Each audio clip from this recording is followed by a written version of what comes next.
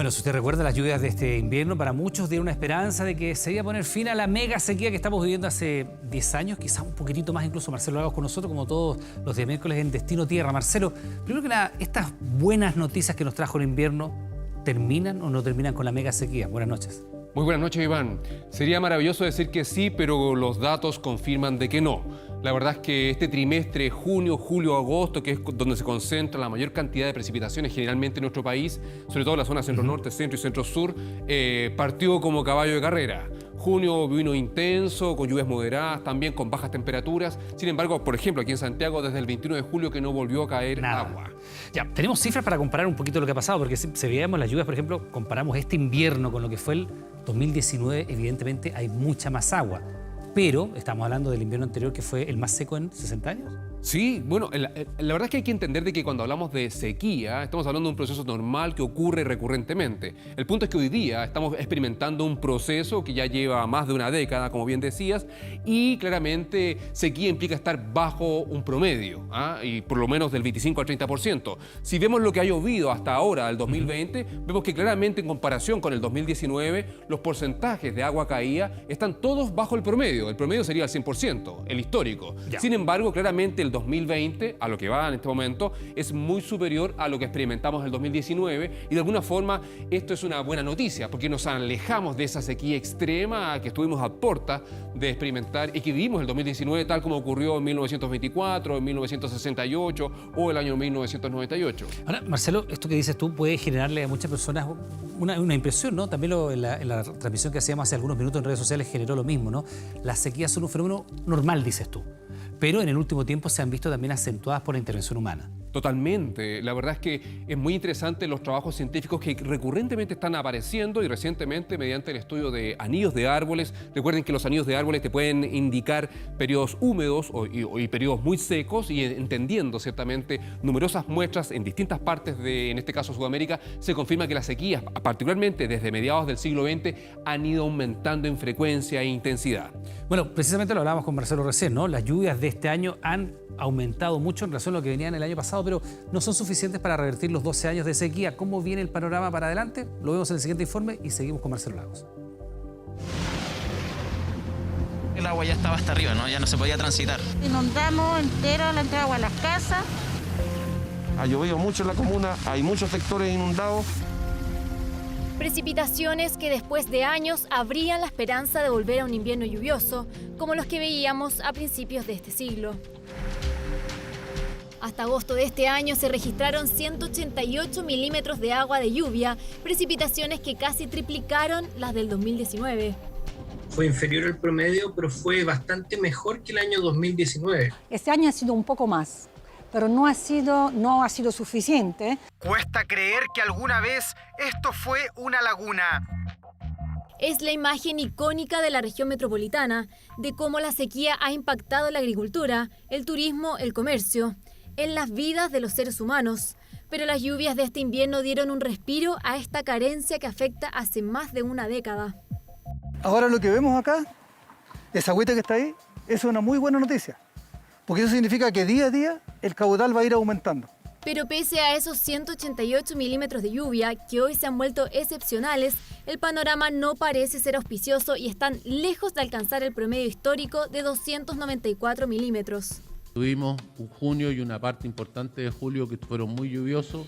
No teníamos junio y julio tan lluviosos desde el año 2005, 2006, así que ahí tuvimos buenas noticias, pero de ahí en adelante prácticamente no ha llovido. Venimos de una década con una sequía muy dura y prolongada, y este año ha sido mejor que los últimos años, pero no hemos alcanzado un año hidrológico normal. 12 años de déficit, entre un 70 y 80% menos de las lluvias que se necesitan para vivir de forma estable y que llevaron a instalar el concepto de mega sequía. Hay una brecha, claramente, nos faltan muchos litros al segundo entre lo que necesitamos para funcionar, para toda nuestra actividad, y lo que realmente la naturaleza nos está entregando. Este año el déficit disminuyó a un 40%, pero aún falta casi la mitad de los recursos hídricos normales. Por eso la importancia de invertir en la tecnología, para poder revertir esta tendencia y hacer más eficiente la poca agua que los expertos prevén, tendremos en los próximos 40 años. El gobierno trabaja para hacer un uso eficiente del recurso. Invirtiendo en tecnología, invirtiendo en la tecnificación del riego de la agricultura, invirtiendo en más telemetría. Tenemos 2 proyectos de carretera hídrica, los 2 han sido presentados como iniciativas privadas de interés público, los 2 han sido aceptados como tales, se encuentran en la fase 1. Faltas de lluvia que siguen preocupando, secando ecosistemas e incluso dejando hogares sin agua, una situación que pone a Chile en alerta, sobre todo cuando se anuncia la entrada del fenómeno de la Niña. Bueno, efectivamente no se terminan los años de sequía, pero es una pequeña buena noticia. Veíamos también, Marcelo, el tema de las carreteras hídricas como una alternativa para dotar de infraestructura al país frente a un fenómeno que tú dices tiene cierta recurrencia. Son proyectos que no están exentos de polémica en todo caso. Absolutamente. O sea, las carreteras hídricas, existe todo un marco teórico, nomenclatura global, que explica que en rigor no es innovación.